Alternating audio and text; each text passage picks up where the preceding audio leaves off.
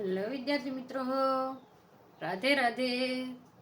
તો આજે આપણે કાલની એક્ઝામ જે ટાટ સેકન્ડરીની ગઈ એનું કટ ઓફ કેટલું રહેશે, મેન્સ ક્યારે આવશે, રિઝલ્ટ ક્યારે આવશે, એ બધા પ્રશ્નોના આપણને જેટલી માહિતી છે એટલી આપવાની કોશિશ કરીશું. અને તમારા પ્રશ્નોનું 2023ની એક્ઝામના આધારે આપણે એનાલિસિસ કર્યું છે, એના આધારે તમને કહેશું. બરાબર?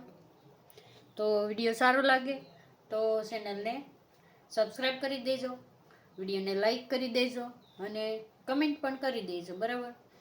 તો તમને ખબર છે કે પહેલાં તો ટાટ સેકન્ડરીની કાલે રવિવારે એક્ઝામ હતી 3 તારીખે. બરાબર?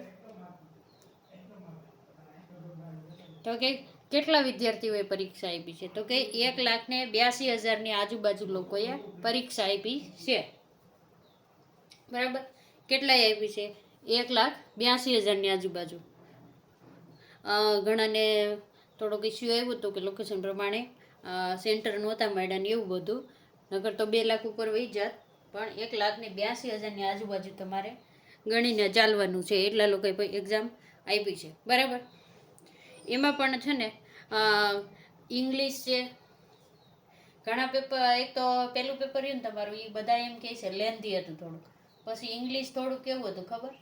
હાર્ડ હતું, બધા એમ કહે છે. અને પેપર તમારું કેવું હતું? તો કે મોડરેટ હતું, નહીં બહુ અઘરું નહીં બહુ સહેલું, મીડિયમનું હતું. પણ 2023 કરતાં થોડું અઘરું હતું, બધા એવું કહીશું. બરાબર?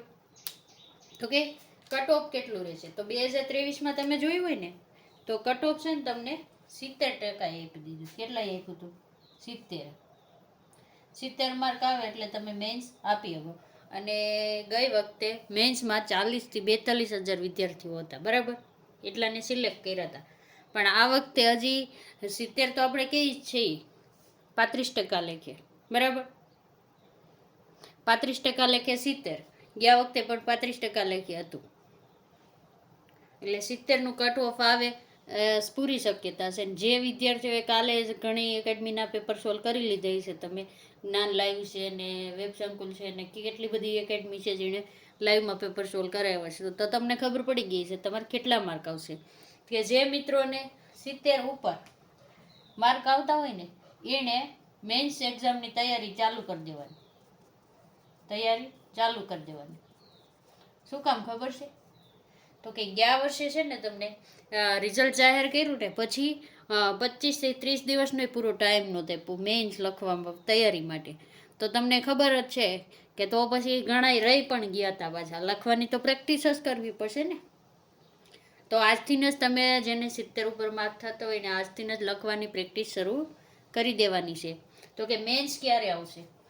તો કે પહેલાં તો છે ને આનું રિઝલ્ટ છે ને એ આ મેના એન્ડમાં, મે મહિનાના એન્ડમાં અથવા જૂનના પહેલા વીકમાં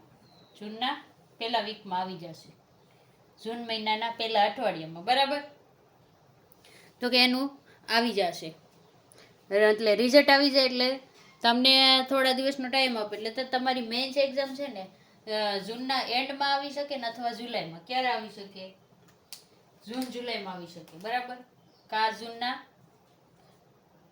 છેલ્લા અઠવાડિયામાં અથવા જુલાઈમાં. બરાબર? જુલાઈમાં આવી શકે છે. અને જેને એમ એ બીએડ બંને હોય એને તો હાઈ સેકન્ડરીની પણ હશે, સ્ટાર્ટ હાઈ સેકન્ડરી હશે. બરાબર? તો કે તૈયારી ચાલુ રાખવાની. રિઝલ્ટનું આપણે કહી દીધું જૂનના એન્ડમાં આવશે અથવા તો મેના એન્ડમાં આવશે. એટલે કે 30, 31 કે 28 પછી ગમે તે તારીખે આવી શકે છે, અથવા તો જૂન મહિનાની 1 થી 5, 7 તારીખ લગીનમાં આવી શકે છે રિઝલ્ટ તમારું. અને જે પણ વિદ્યાર્થીઓ પાસ નથી થયા કે જેને પેપર સારું નથી ગયું એ પાછી તૈયારી ચાલુ કરી દેજો. લગભગ આવતા વર્ષે બધી પરીક્ષા આવશે. બરાબર? ટેટ 1 આવવાની છે એ ફરજિયાત છે, એટલે લગભગ ટેટ 1 આવશે તો આ બધી પણ આવશે. એટલે આપણે અત્યારે કહી ન શકીએ, પણ તૈયારી ચાલુ રાખો. બરાબર? જો તમને વિડીયો સારો લાગ્યો હોય તો એક લાઈક કરી દેજો અને કમેન્ટ કરી દેજો. અને બધાને લિંક શેર કરી દેજો. બરાબર, વિડીયોને આપણે પૂર્ણ કરીએ છીએ. રાધે રાધે.